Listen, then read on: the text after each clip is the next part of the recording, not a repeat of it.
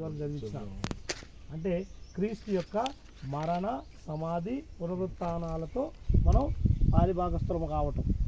యేసుక్రీస్తు ఎందుకు చనిపోయినాడు, యేసుక్రీస్తు ఎందుకు లేచినాడు, యేసుక్రీస్తు ఎందుకు పరలోకానికి ఆరోహణమై వెళ్ళిపోయినాడు మనందరికీ తెలుసు.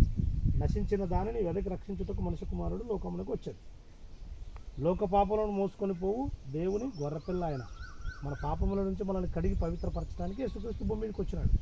ఆయన మరణించాడు మన కోసం, సమాధి చేయబడ్డాడు, పాతిపెట్టబడ్డాడు, మరలా తిరిగి లేచాడు. అలాగే మనం కూడా మన పాపముల నిమిత్తం మనం ఏం చేయాలి? ఇప్పుడు యేసుక్రీస్తు నామమున బాప్తిసం పొందుట ద్వారా, వాటిని నీళ్ళలో మునుగుట ద్వారా పాతిపెట్టాలా.